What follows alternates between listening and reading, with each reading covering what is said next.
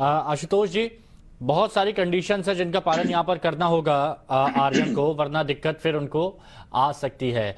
मैं आपसे ये जी जानना चाह रहा था कि कितना मतलब सख्ती के साथ इन कंडीशंस का पालन करना होगा आर्यन को।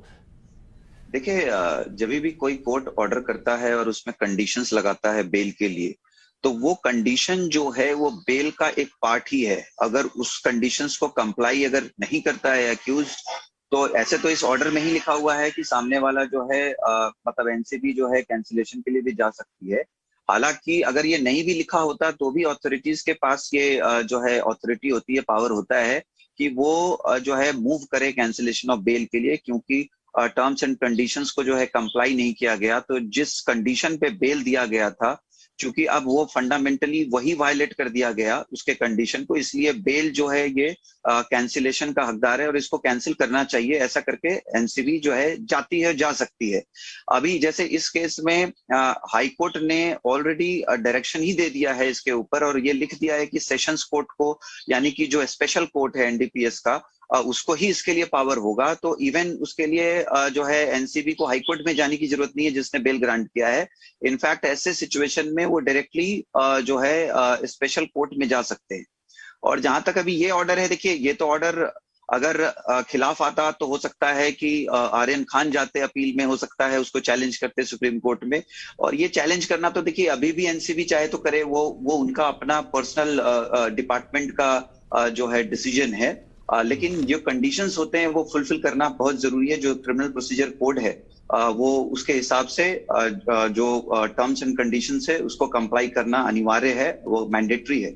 और अगर वो नहीं होता है तो उनको एविडेंस दिखाना पड़ेगा अथॉरिटी को कोर्ट के सामने कि क्या क्या कंडीशंस को फुलफिल नहीं किया गया।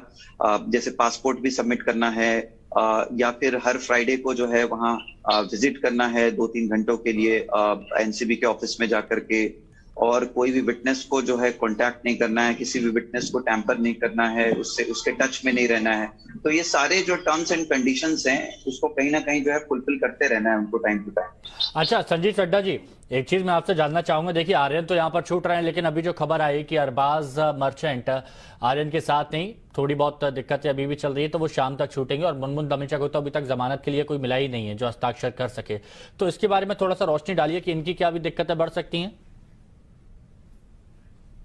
ये एक बड़ी, देखिए जो कंडीशंस कोर्ट ने इम्पोज किए उनको फॉलो करना मस्ट है, उसकी एक्सेप्शन नहीं है। या तो आप उस वक्त उसके लिए अगर आपको कोई एक्सेप्शन चाहिए तो आपको कोर्ट को पास ही जाना पड़ेगा। अर्थात अगर ये उनकी बेल में कोई अड़चन आ रही है, जैसे उनको बेल बॉन्ड देने के लिए कोई श्योरिटी नहीं मिल रही है, तो ये फिर तब तक वो रिलीज नहीं होंगे जब तक कि वो श्योरिटी फर्निश नहीं कर देंगे। वो तब तक रिलीज नहीं हो सकते जब तक जितनी भी कंडीशंस, जैसे 9 या 10 कंडीशंस हैं, वो फुलफिल नहीं होंगी। वो सब की सब कंडीशंस तब तक उनको रिलीज नहीं किया जाएगा।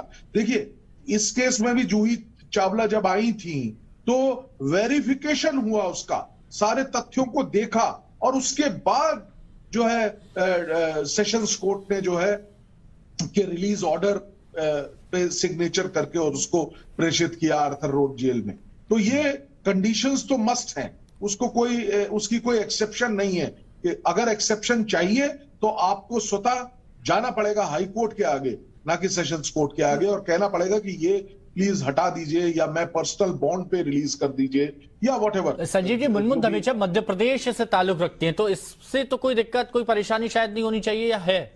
नहीं, इससे कोई दिक्कत नहीं है। पूरा भारत एक है कानून की निगाह में। और जहां तक वो मध्य प्रदेश की होने की वजह से उनको ये एक दिक्कत आ सकती है कि लोकल श्योरिटी नहीं मिले तो वो एक कोर्ट से एक्सेप्शन ले सकती हैं।